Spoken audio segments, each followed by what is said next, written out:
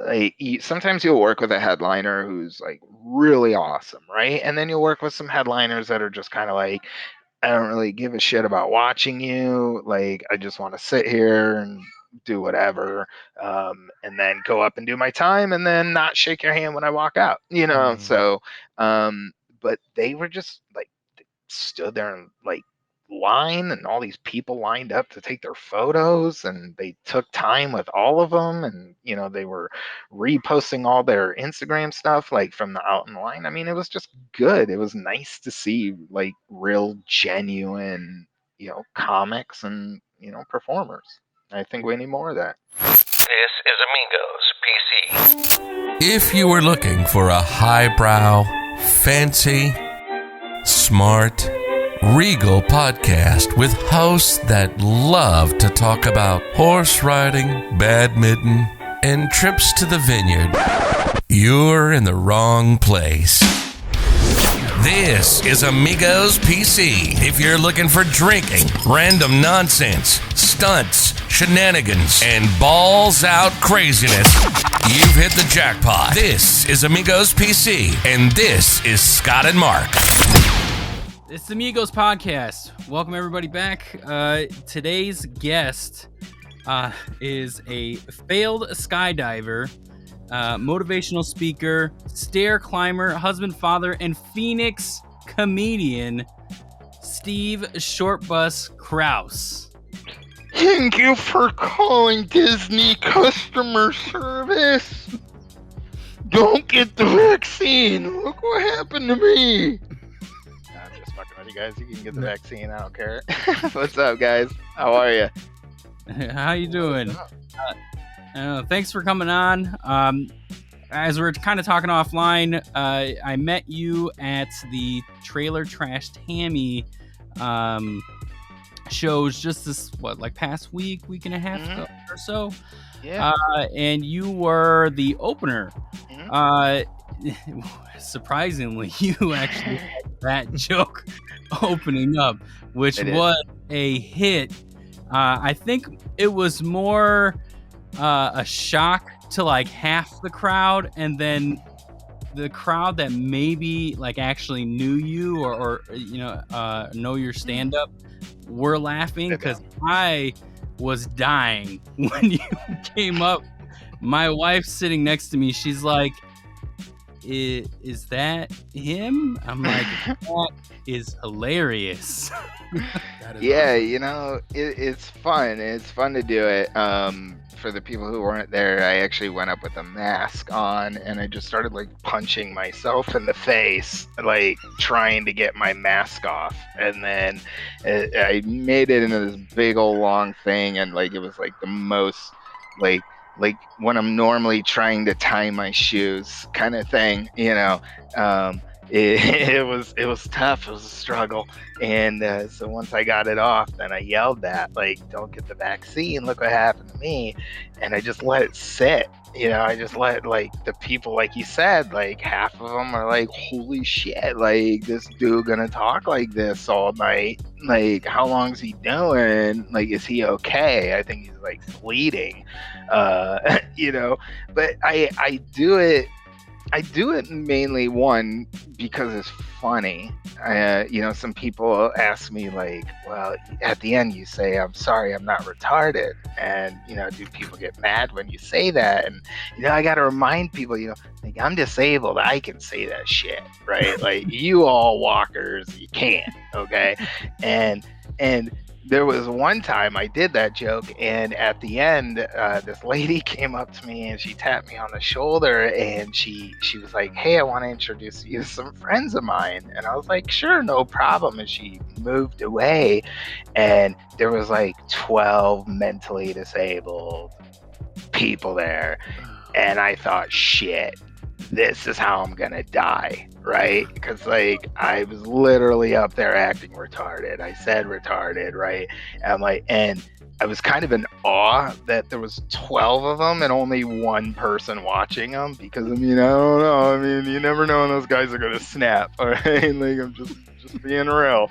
But they loved it.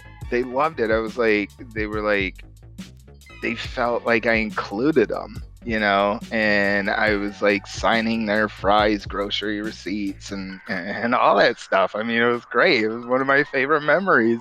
But the other reason I do it is because when I go on stage and I am in a wheelchair and I'm already at a disadvantage at the time that somebody sees me, right? So like any comic who goes on stage, the second they walk behind the curtain or out the door, they're already being judged. People are like, oh, who's this asshole?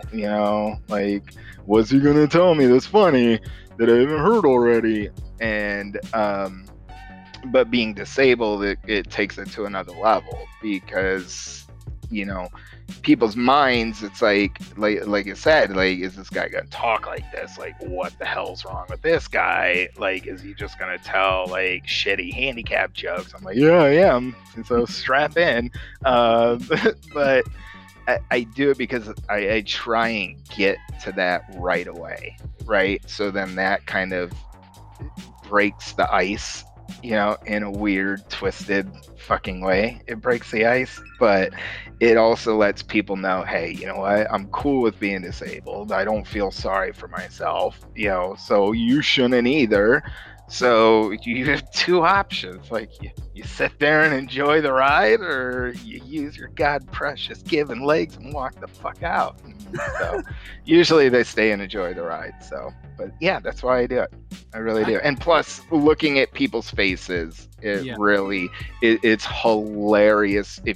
I think next time I do it, I'm gonna somehow record what I see up there, because there's a lot of, and then there's a lot of guys tapping their buddies like, holy shit, is he a midget? I can't wait to tell Bob at work tomorrow, kind of stuff. So, but it's fun. It really is. You made mention that, when people come out and they're like, what do we expect? Being in the audience and seeing you do that up at Stand Up Live where we were, you could feel that.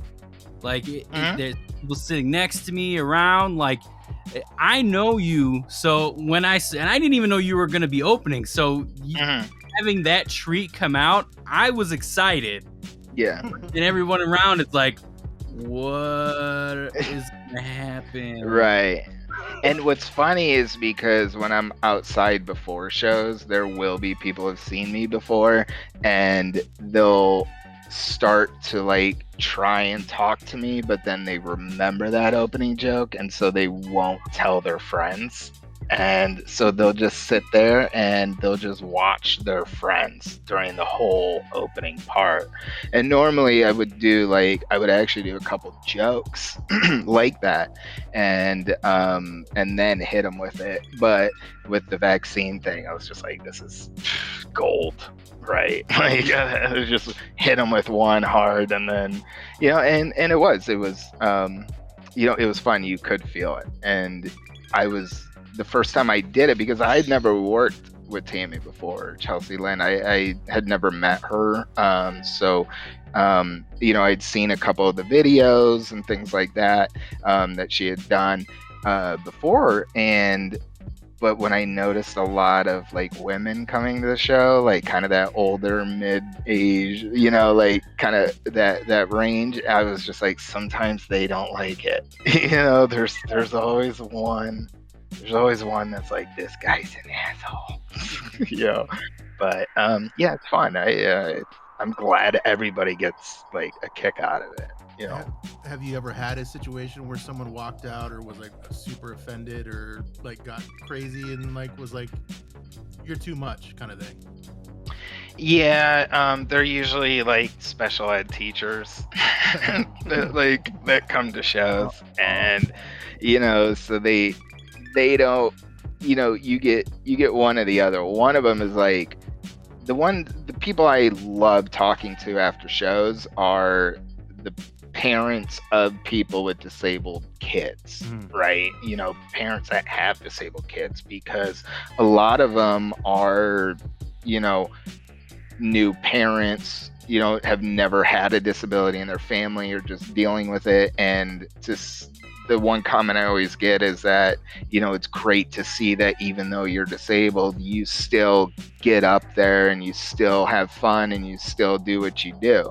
And then you get the special ed teachers that are like, I have an autistic kid in my class, and you told a joke about him, and I'm just like, what's his name?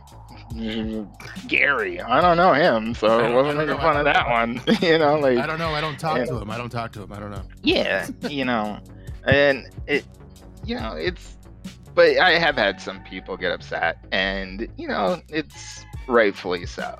But I mean, it's they can feel however they want, but I'm just not going to change who I am. I'm still going to do the shit, and if I get canceled, I get canceled. But whatever. Like, I just want to stay true to who I am. You're a wheeling Fastpass, so. You know what I mean? Yeah, man, they changed that. They changed that. Some guy in Florida was renting himself out to like families and was just going to Disneyland, and they would pay him like $500 for the day, and he would go and cut them all online, and then Disneyland's like, dude, yesterday your family was white and now they're Indian, or whatever.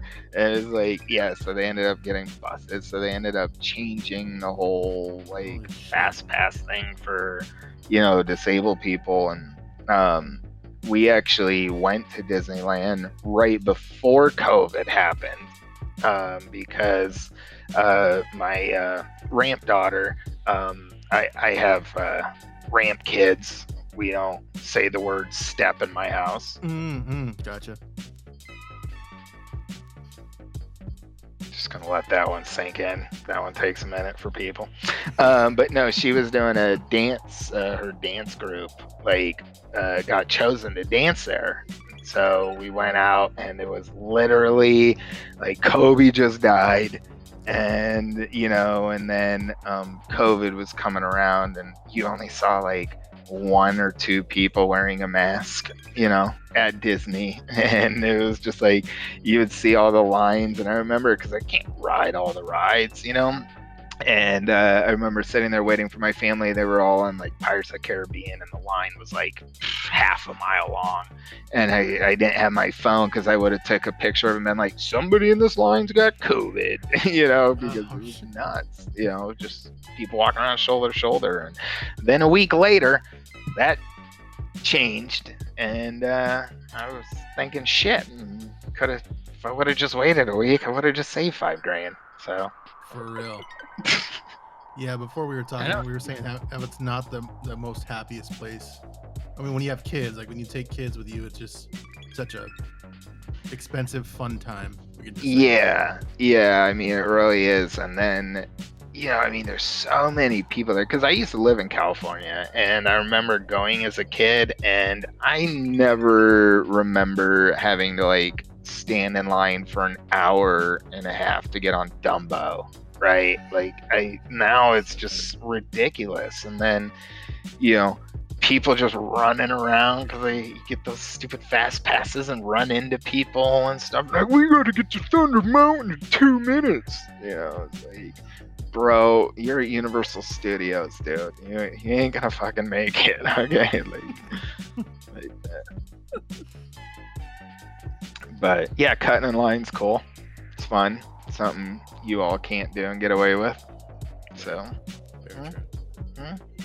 Now, before you had talked about, or we were talking about, opening up with Tammy, and we've been avid KUPD listeners since I can remember, and that's where we first heard of you. You frequently coming on KUPD, telling your jokes, interacting with the show and things like that. And even then, back when we first started, I'm talking like at least a decade, maybe. You were opening for larger clubs. I think Stand Up Live just maybe had opened or had been open a couple of years. You were constantly doing like a feature or a headline or something along those lines. How does that process work when you have like a bigger name like Tammy come into town, and is it just like you have a bat phone or what?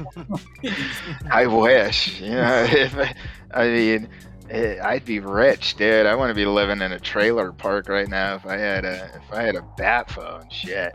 Um, you know, I when I first started, and I've been doing it about 15 years. When I first started, it was through a comedy class. I was doing Tony Visick's comedy class, and then through that. At that time, the only real club was like the big club was the Improv. And before I started doing comedy, I would go and see comics, and that's where kind of the extra push to, like, I literally remember watching Jim Brewer just destroy the room and sitting there and thinking, I'm like, man, I want to do that one day. You know, I think I have the balls to do it. You know, why not? I can't feel them anyways. Let's do it. If I get kicked in the nuts, right? And so that's how you do it. That's how. That's how you do it. Just kick in the nuts a few billion times. Yeah. Sure. Right.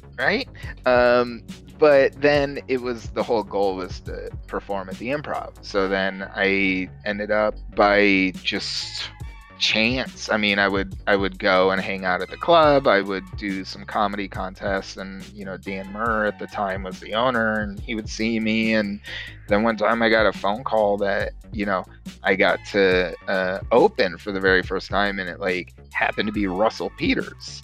And it was like, at first it was like, who's Russell Peters? No, I'm just kidding. It was really cool. I mean, it was, and pure luck. I mean, that the one time the guy I get to open for is, now like, one of my closest friends. I asked him to be my daughter's godfather, like, so then it was kind of hanging out at the club a little more and meeting some of the headliners. The one that really kind of broke it for me was Pablo. I had met Pablo Francisco. I had met him, and he was, coming in yearly. I mean, Russell was so big, it was just like a random, once every other year. And so I had met Pablo, and he just said, hey, you want to do a guest spot? And I was like, sure. And I went up and did a guest spot, and then he's like, you're going to do every show. And so I ended up doing the entire weekend, and then became close with him. And then once he's working with Russell and you're working with Pablo and you're, doing things around town, you start kind of building some like credibility, I guess you would say. And the club would be like, okay, we know he can hold his own. The headliners like him and the crowds like him. So then it just kind of, started growing from that. But like the Tammy weekend, Matt Coleman, he's he's the main booker for the Improv and Stand Up Live, and every now and then I'll send him an email just saying, hey, if you got anything open, let me know. And I actually found out the day before that I was gonna open for her, and it was awesome. I had the same feeling opening for her, and this is no bullshit, right? No bullshit. I had the same feeling opening for her that I did for Russell when I first started. Wow. I mean, because her crowds were like crazy and ruckus, but they were respectful, right? There's like a huge difference because a lot of them are YouTube fans. I mean, people were coming in from Kansas, like, and watching every show the entire weekend. And there were people that were coming night after night, but they were polite. I mean, people were standing out in line, like way down to the end, and no one was complaining. And I mean, it was just it was a different type of crowd, and they were great. And through it, I mean, I got a lot of Instagram followers now, and then I'm like, shit, now I gotta do Instagram. I'm asking my rant boy, how do I, do a story? I'm like, do I post this here? I don't know, dude. Like, ramp boy. Awesome. yeah. Because now I'm putting it together. You got it now? Yeah, I got Rant it. girl. I finally got it. So I got two rant boys. I finally ramped up and got it. He ramped up and got it. There's hope. There's hope. Yes.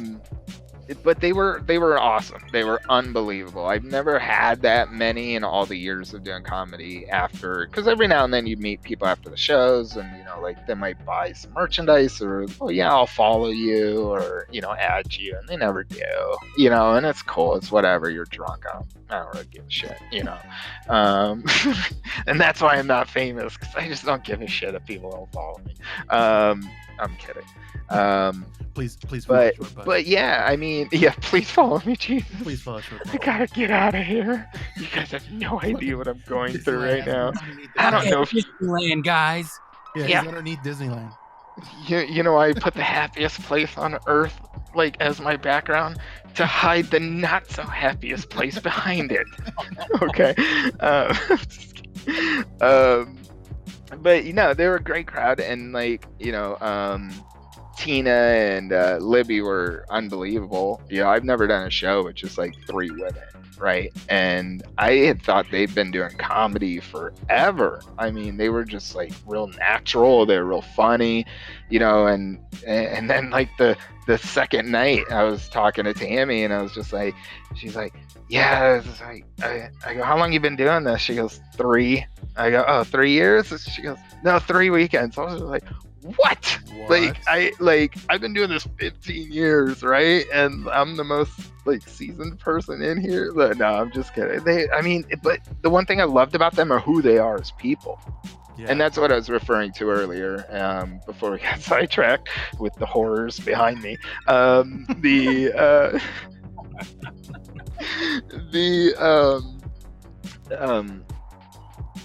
They're just unbelievably nice people.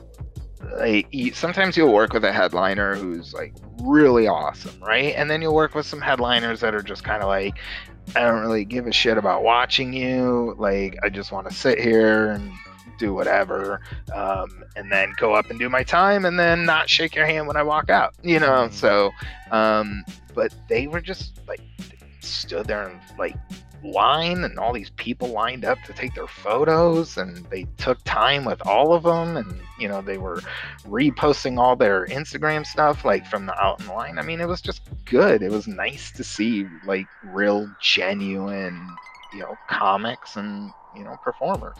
I think we need more of that. Yeah, definitely. No, I agree.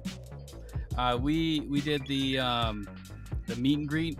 My wife was all out with it the night that we went.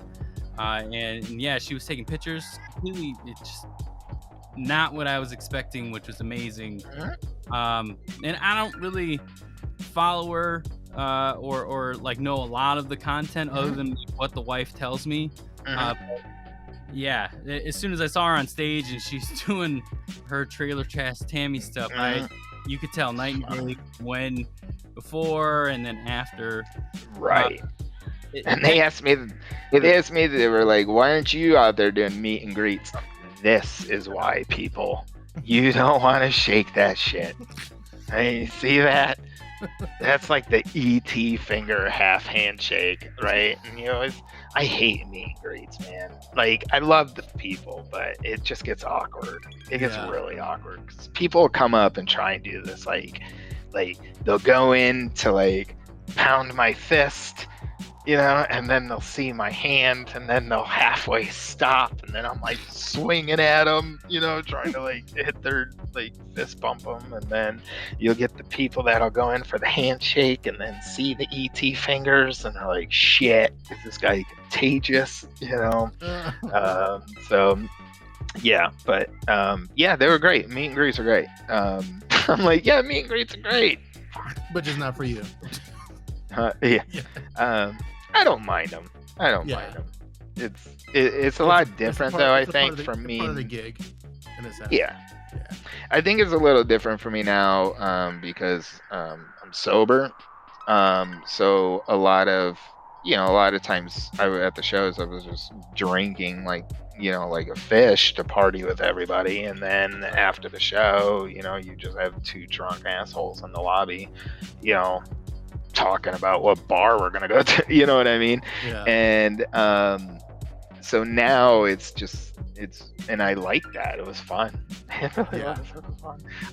Now I'm sober and I'm fucking responsible and I got a job and a house and hi honey. Now it's just kind of weird because you'll get those drunk people that'll come up to me, after the shows and just want to like, hey, you want a shot, Shortbus? They don't really offer me drinks anymore. They used to. Mm. But I never got it when I was sober. When I started getting sober, I would tell them, I was like, why don't you just give me $5, dude? Like, why? And then they'd be like, no. And I'm like, oh, I don't have any cash. I'm like, there's an ATM right there, man. You just offered to buy me a $12 shot. You can give me $5. Yeah. So I got 3 ramp kids and I got 1 daughter, right? And I'm working from home. Okay. Thinking, all right, cool. Working from home. Hell yeah. Like this is beginning 2020, right? And like March Madness is coming around. It's gonna be great. And then they shut down schools. And then I was like, shit. Now I gotta wear pants in the house during the day. But I can't. I'm not a teacher. Right, I'm a comedian. I can't teach. Like I was giving my kid bonus points on his history test because the question was who was Abraham Lincoln, and he wrote a vampire slayer. It was just like, there's a movie about it. There's a movie. It's got to be real, And then, how did you discipline your kids? How'd you guys do it? Yeah,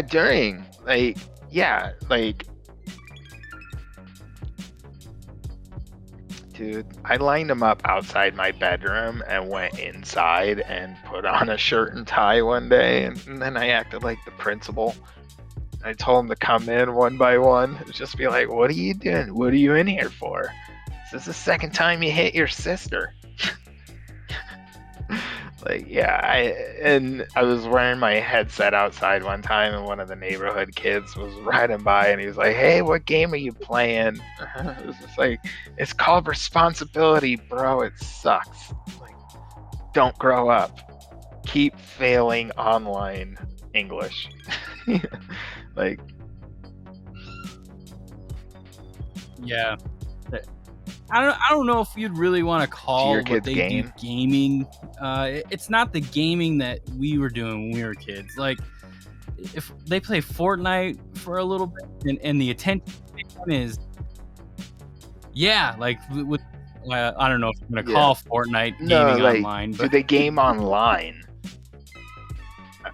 Okay.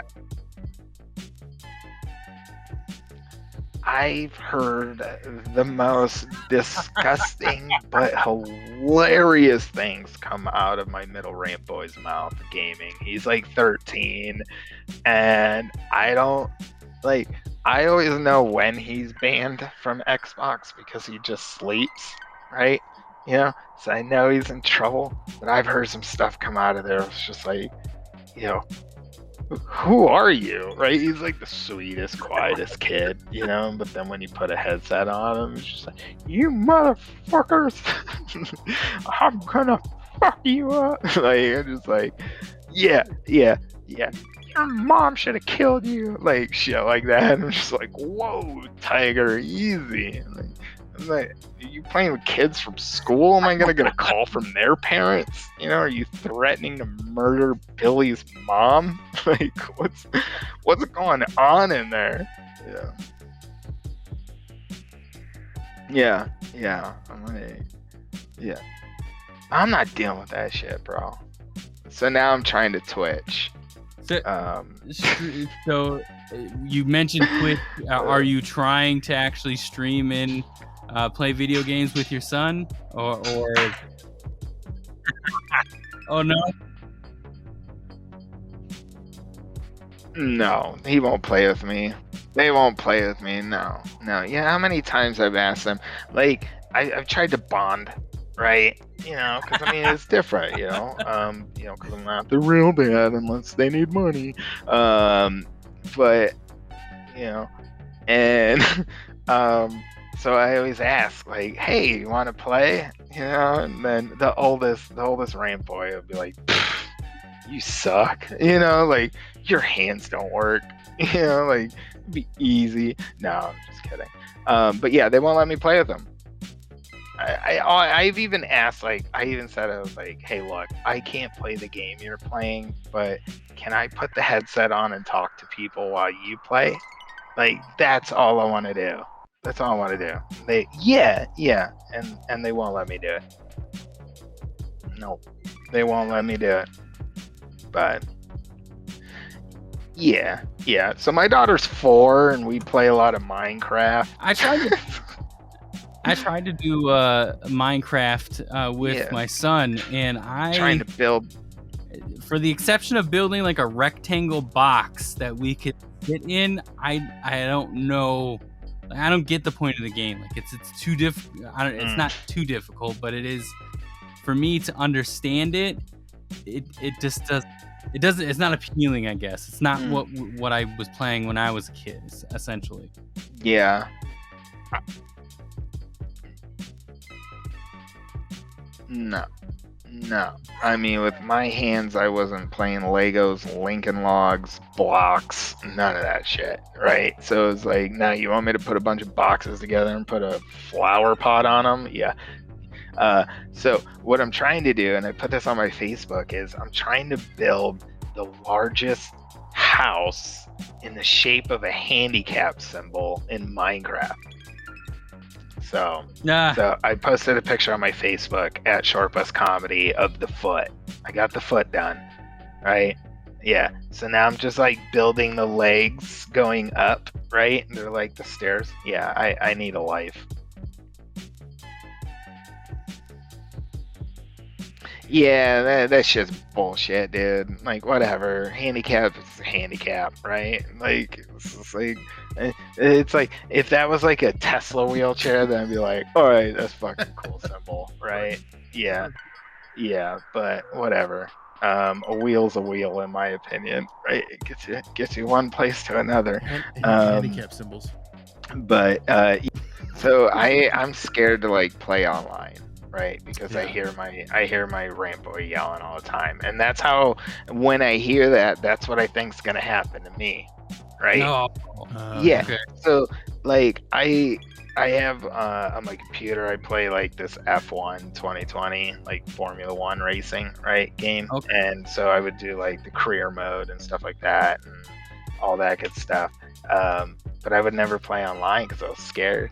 Right, I was just like, man, we're just gonna get yelled at, dude, and that's a shitty feeling, bro. That's like getting heckled by your kid, you know.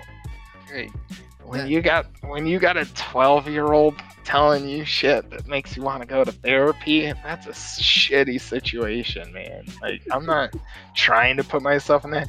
So I went on Twitch, right, and I created this page. And creating a name for your Twitch is like harder than naming your firstborn kid.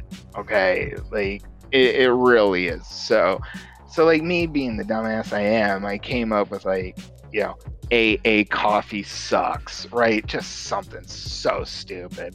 And so I was wanting to see what other, like, do they call them Twitchers? See, I don't even know what they're called. Like, are they called Tweech? I believe you. I don't know. Twitcasters. I don't know. I don't even know what they're called.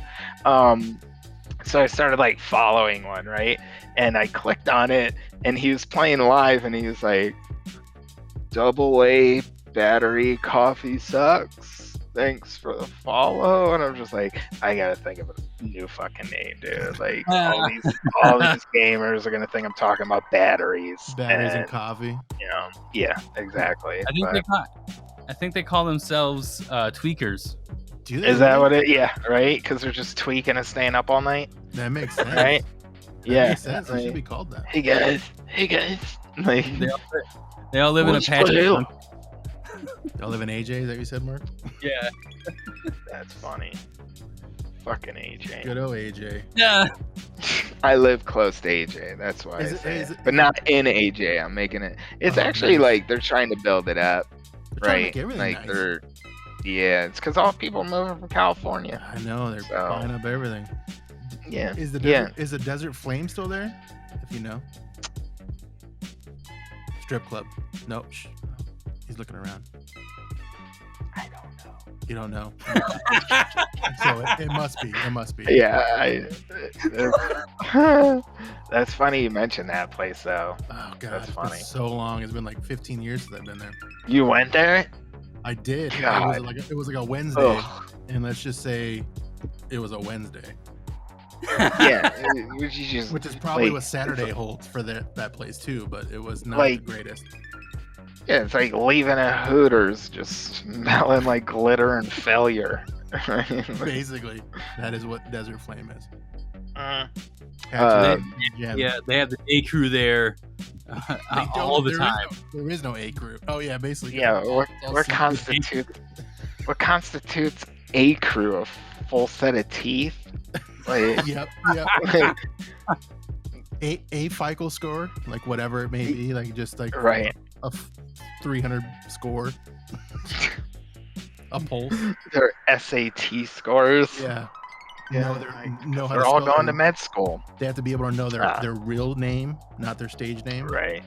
Right. That could be Right. That could be. Well, Candy told me. Yeah, it's with an I, not a Y. Yeah. Yeah. I remember one time I was at MCC and I was going from class to class and this girl was walking by and she was pretty hot and some guy was walking by her. He's like, "Hey, Sapphire?" Like, and she's like looking like this and I'm like, now I slow down my wheelchair, right? Because I want to know, like, Sapphire, what's up with Sapphire, you know? And so then he's like, "Yes, Sapphire, right? From Lady Girls?" and like her boyfriend or some dude was with her. And I don't think it was her boyfriend, it was some guy, and she was so fucking embarrassed, you know? And she tried to play it off, right? And then she kept walking, and the guy was like, "Fuck you, I'm not buying you a drink next time." And I was just like, yes, stripper. Wow. That is Yeah. awesome. It was, yeah. It was was she- a fucking MCC, dude. She's doing the right thing Crazy though. chapter. She's putting herself through college. She's literally doing what they're She supposed is. to be doing.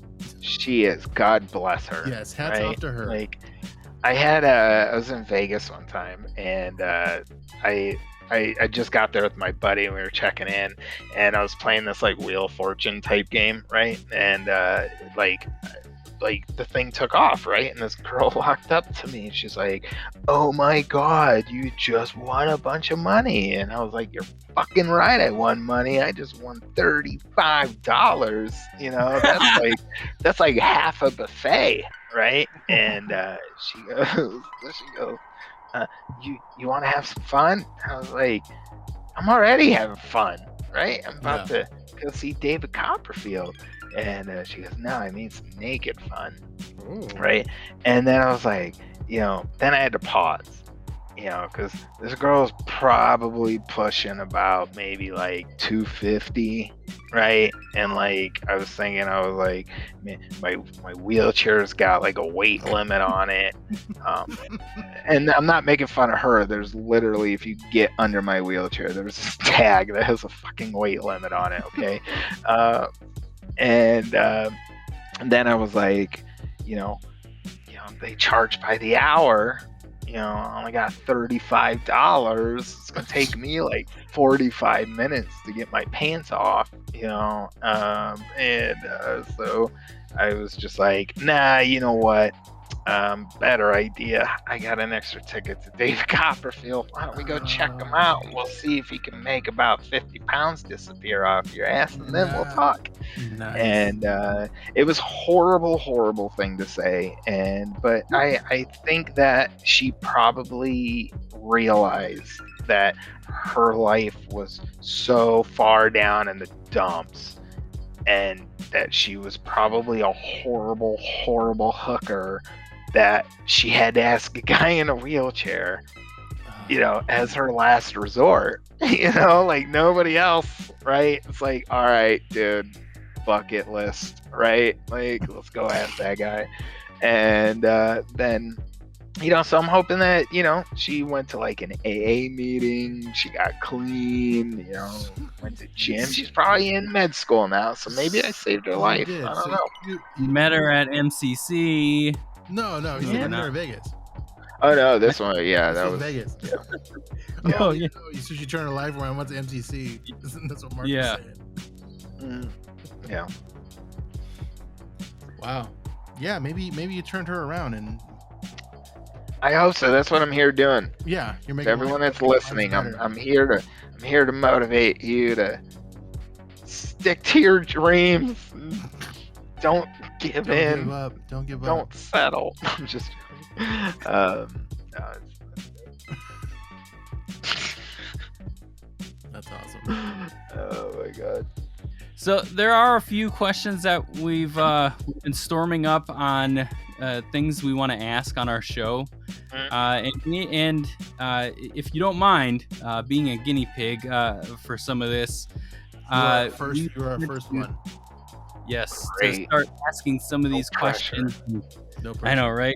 Some are yes or no. Some are, it's just depending on how much you want to get with dialect and things like that. The first one, I think we kind of already covered this, but what is your favorite adult site? Oh, shh. He's got the ramp people around. I'm gonna Pass. have to say.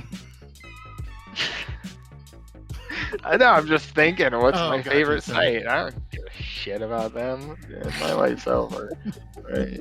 Uh, There's no hope for me. Honestly, I, and this is the god honest truth. Like, and there's nobody else around right now. Like, I don't watch a lot of porn. I don't. I mean, I don't.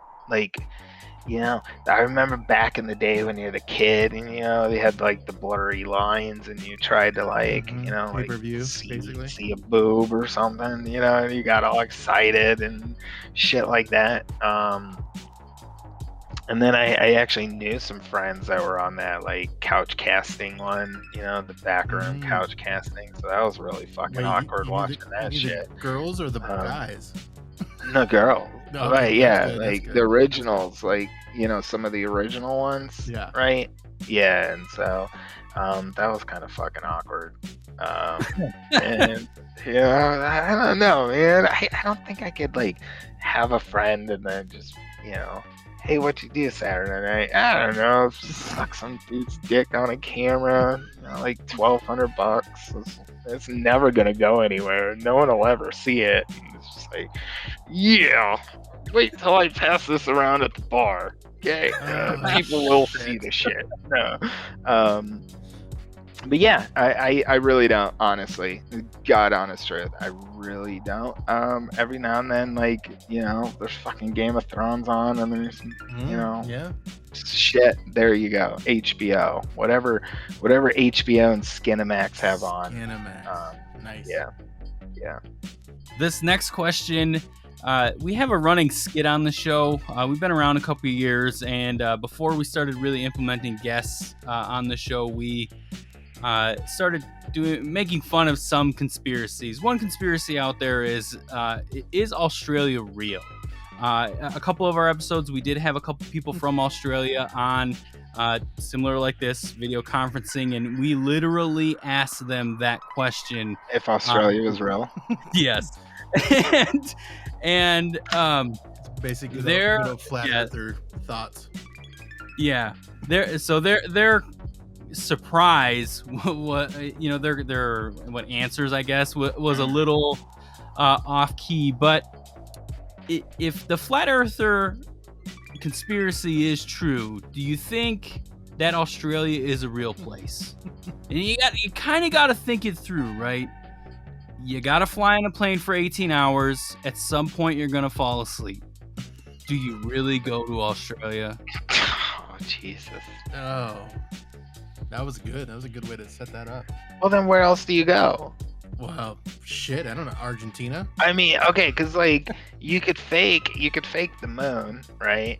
Like you could fake landing on the moon. Okay, I could get that, right? But how are you gonna fake it's got to be real, bro. Come on, dude. This is bullshit. Like, it's got to be real. You guys Is are this fucking making with is me. this making you think a little bit? Because maybe. No, No? I'm just thinking, how could you logistically get millions of people in buildings in one place and then just be like, hey, like, We're fucking with you pretend to guys. be, pretend to be Australian, Here's you your know, here's and your, when here's your when subsidy. Shortbus comes to town, you know, like, so then then you gotta ask yourself, who liberated them in World War II?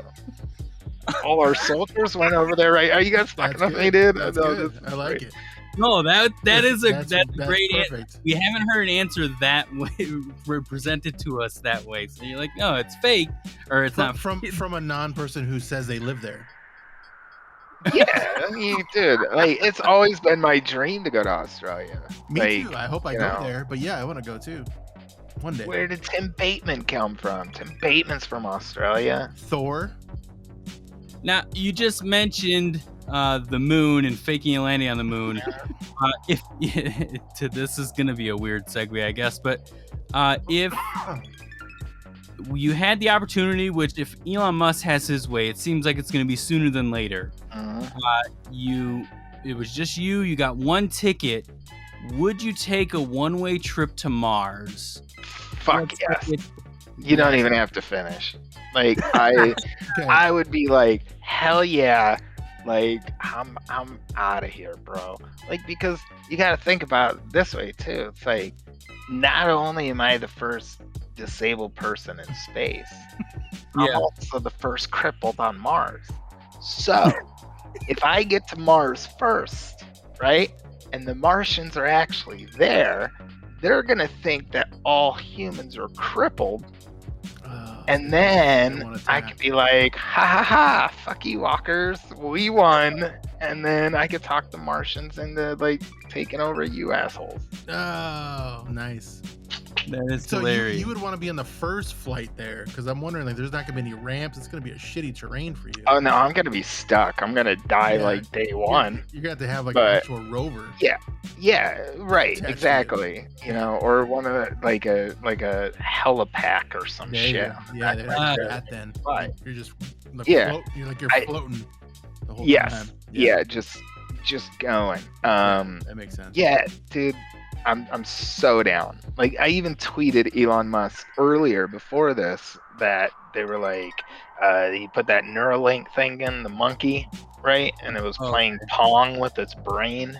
You know, did you guys see that? No, I haven't seen that. Yeah, he's got a company called Neuralink, right? And they put a chip in a pig's brain, and it was predicting its movements before it moved.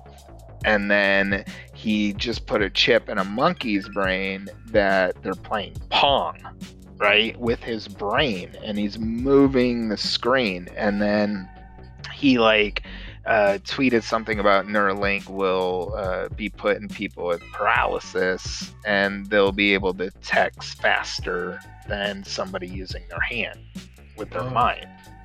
And I tweeted back, I call bullshit. Let me try. Let me try. Please send me. Let me be first. Yeah.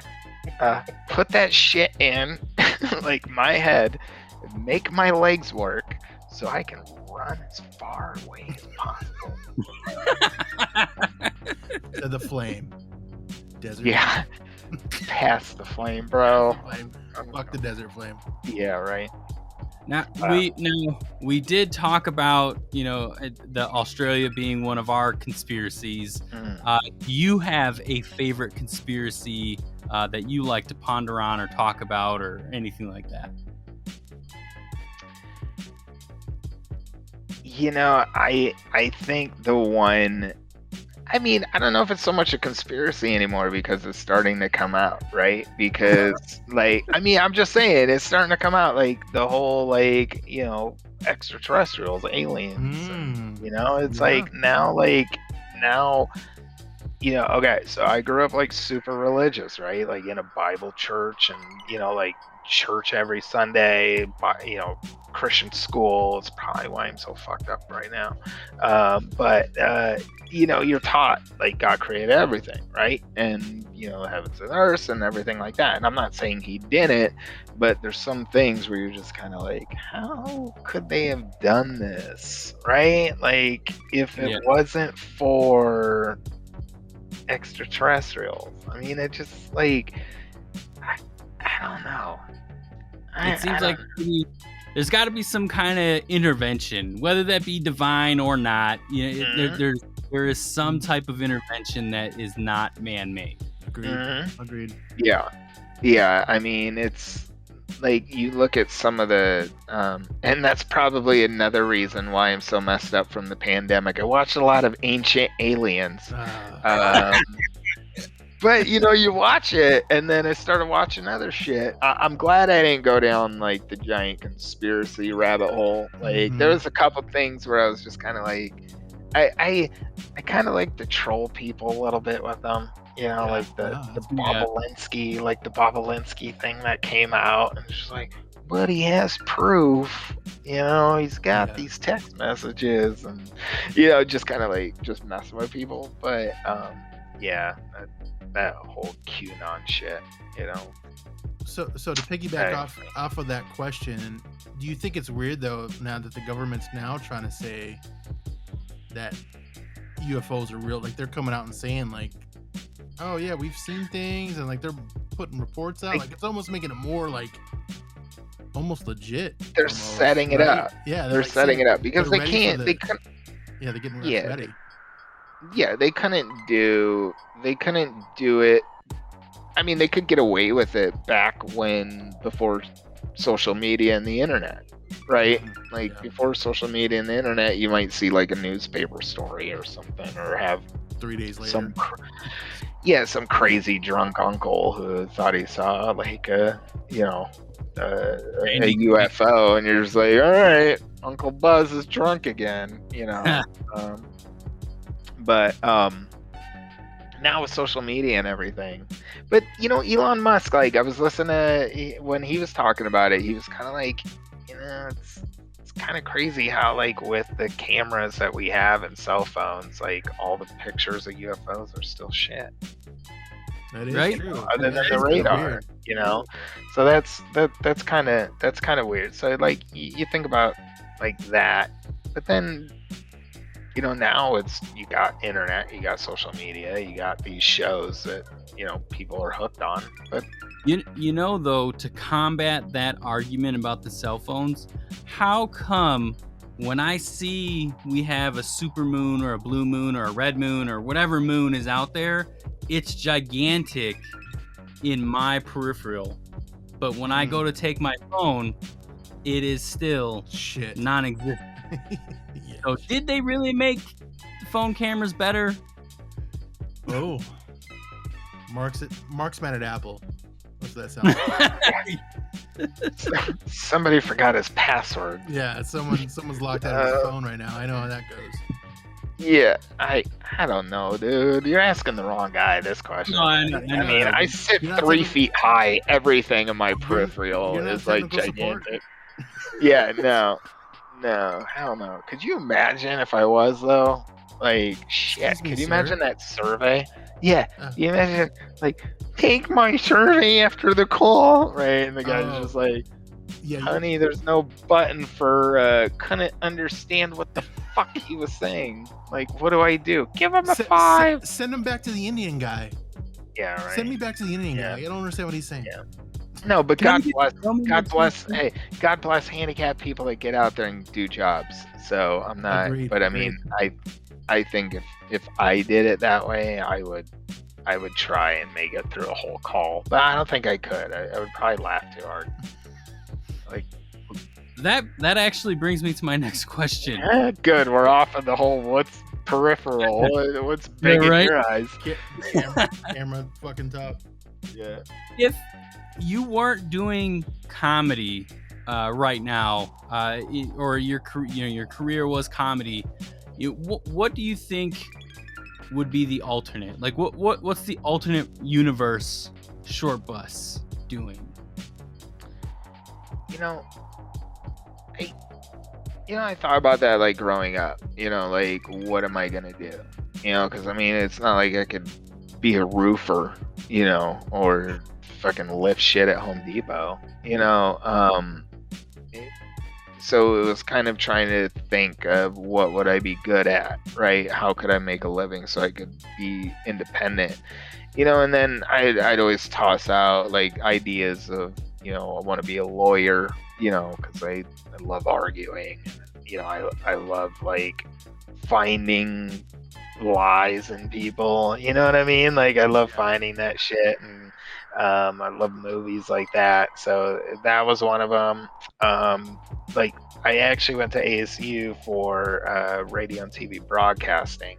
So I kind of wanted to do radio, with like Holmberg and those guys, and then or on TV, like sports or or just being a disabled anchor, right? Like it was the dumbest thing ever. I mean, and then one time I wanted to be a kicking coach.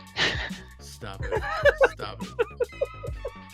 I literally asked an AC coach. No, I literally asked an AC football coach. I was probably like 8 or 9, right? So you and were, I had you one were of those... ready for comedy then. Yeah, pretty much.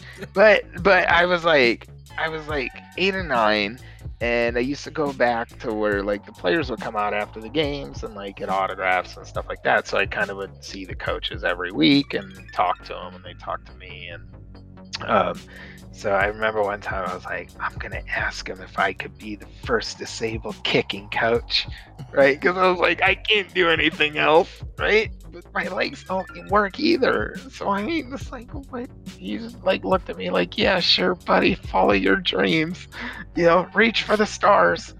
Sorry about that. You can't get your arms up. I would.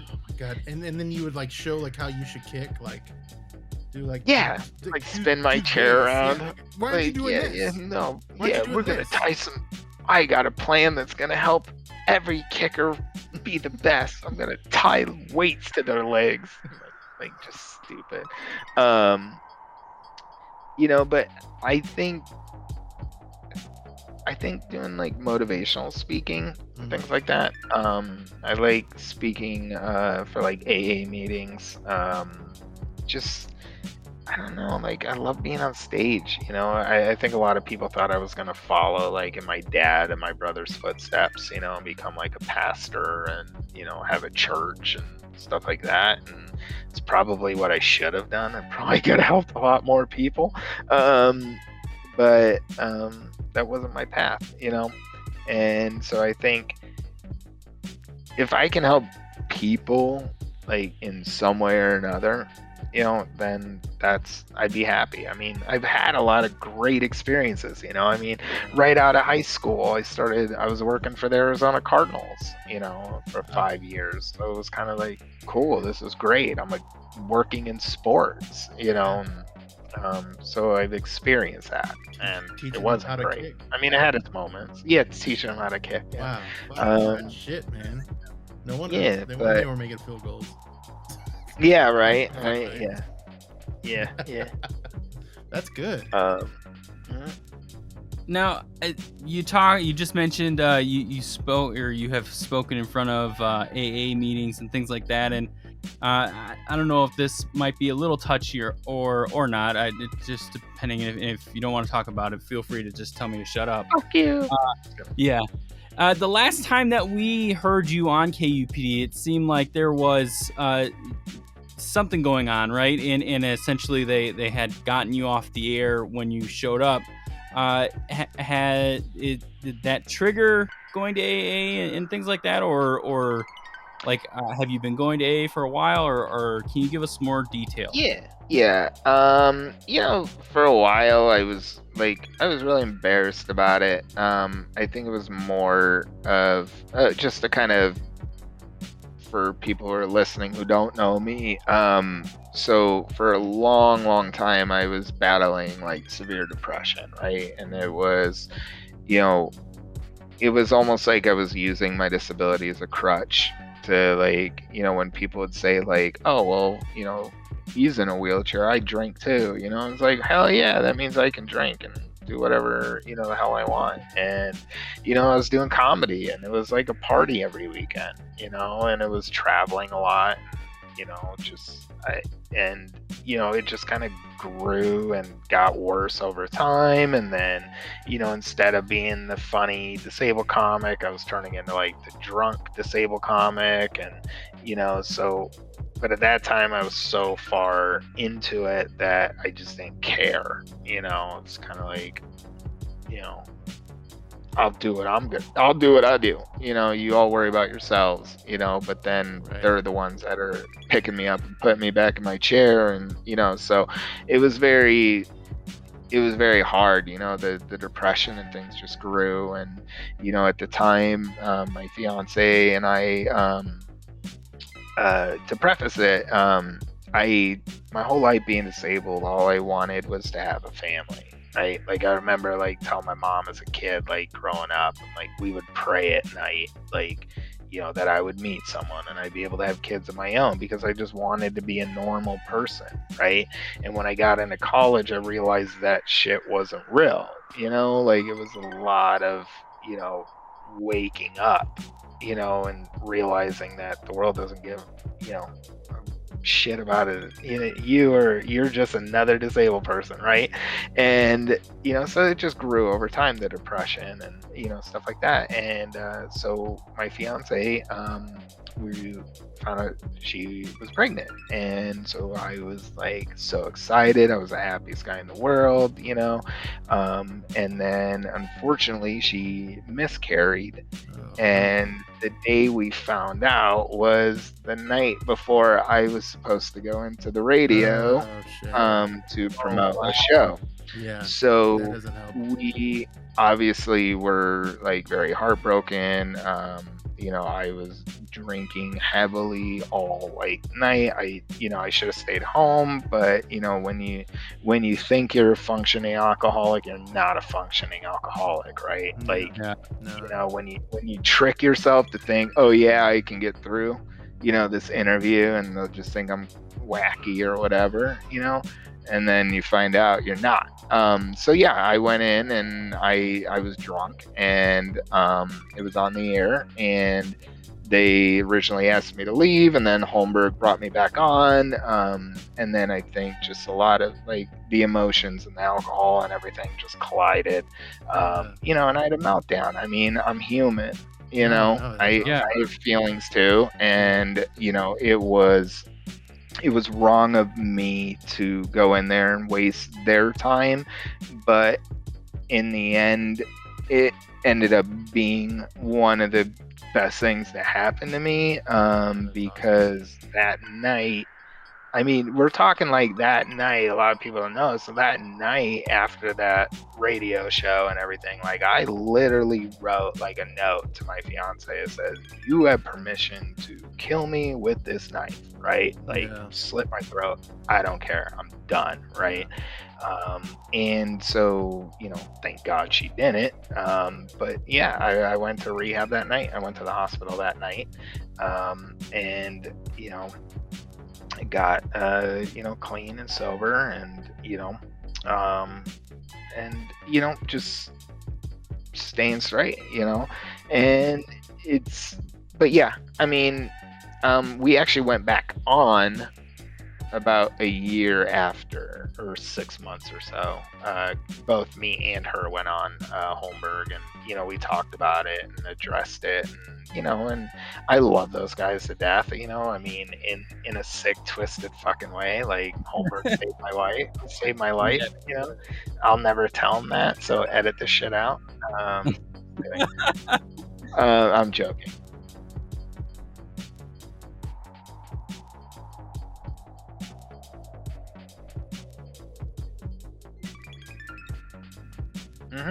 And I've been fighting. Yeah, I'd been fighting it for a long time, you know. And that was like, the second time, like I went to rehab because I had gone to rehab before that and then relapsed, and then that's when all that stuff happened. And so I mean, it sometimes your worst moments end up being the best moments of your life in the end. Looking back, I wouldn't change anything. I wouldn't change anything. I'm just kidding. So that's basically what happened, and so I'm thankful to them, and I've gotten a lot of support from his listeners, just people that I think I could tell truly care about me, even though I don't know them. I felt like, I was a part of their, and I wasn't on every day. It was like once every other, few months or whatever. But I still have people now, like you said, recognize me, or, I have people hear me talk and they're just like, hey, are you Shortbus? Like, dude, my neighbor next door, like, shit a kitten when he found out who I was. Like, it was the weirdest thing. I swear to God, you guys, he literally, when I moved in, he was talking to me, and he was asking me what I do, and I started talking about comedy, and then I said, yeah, I was doing. He's like, hey, you ever listen to Holmberg? I listen to them every day, and blah blah blah. And then I was like, yeah, that guy Shortbus. And he's like, yeah, I love that guy. I go, yeah, that's me. He's like, holy shit! Like, swear to God, he's like, are you hiding from your fans out here? Is that why you moved? And I'm like, yeah, that's definitely it, bro. But no, it's nice. It really helped lift me. In my tough times. It was, I had to repair a lot of burned bridges. But that story, your story though, is very inspiring. I mean, it should, for those listening, and if they're in a spot like that, there is light at the end of the tunnel. You just got to make. Yeah, I mean, you just gotta accept it to do it. I mean, you have to. That's not what I want to say. You have to be open to do it, because a lot of times I'll get text messages from people and just be like, dude, I want to quit. How did you do it? And, and then I ask them the normal questions, like, how much do you drink? How often do you drink? Because if a friend of mine's like, I'm drinking like 10 drinks a day, every day, then I'm like, hey, you want to quit? You need to go to the hospital first. You need to detox. Yeah, and so then they kind of yeah, well, I'll think about it, and I'll ask them. I'll be like, are you drunk right now? That's the main thing I ask. Are you drunk right now? Because we always want to quit when we're drunk. When we just made an ass out of ourselves at the bar and got kicked out, we all want to quit. It's like, where's the AA meeting? My neighbor tried to quit. He goes to AA, gets the chips, right? Like, he does, but he, still drinks. Yeah, every day. Is he trying to build his poker collection? I don't know, man. I don't know. And that program helps a lot of people. Some people either they think it's too religious or whatever. And, for me, it's almost like free therapy. Because I can go in there and I mean, shit. It's not like people are gonna know who I am if they know me. It's not like I can go in a different wheelchair and somebody's like, "Is that a Shortbus over there?" No, it's a different chair. Yeah.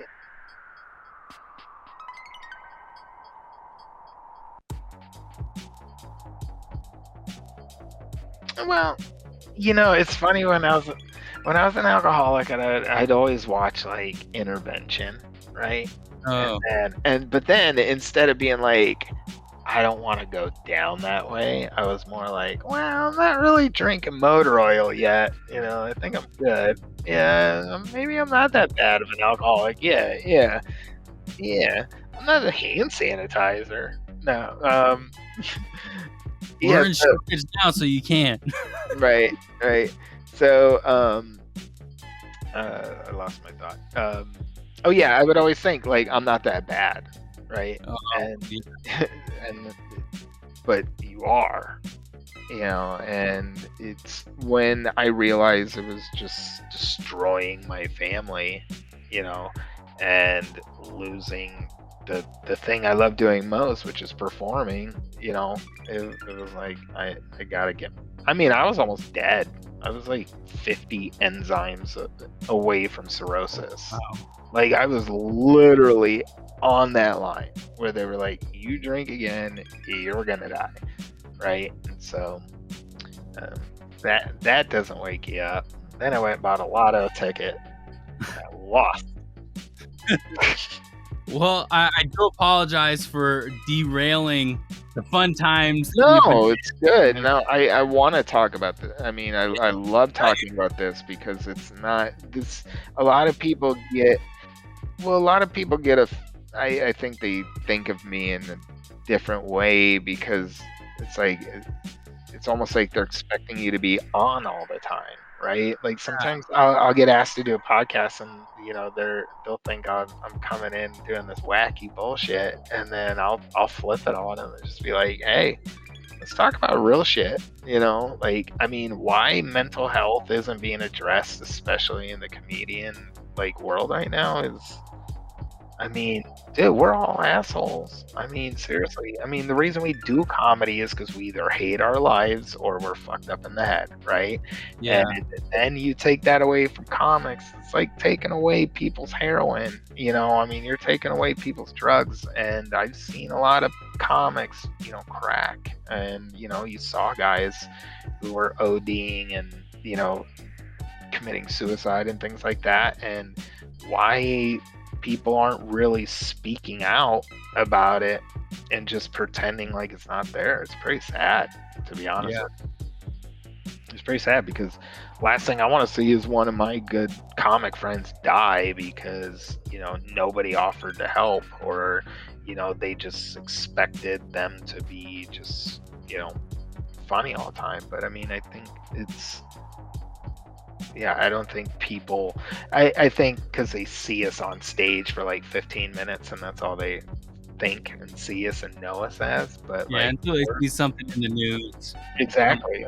We're just. Mm-hmm. Well, I don't mean to.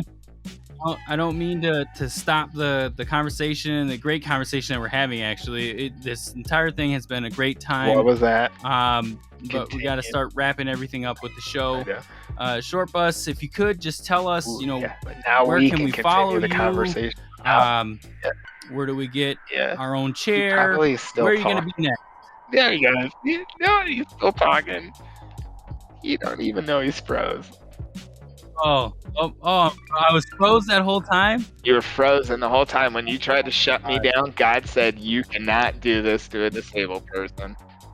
Oh, the whole time. Wow. The whole time.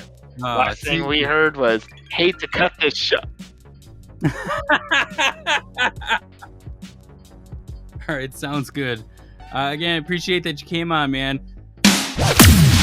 This has been the Amigos PC. Make sure to like, subscribe, and review us on all your podcasting platforms. Visit us at amigospc.net for our entire library of content and Amigos merch.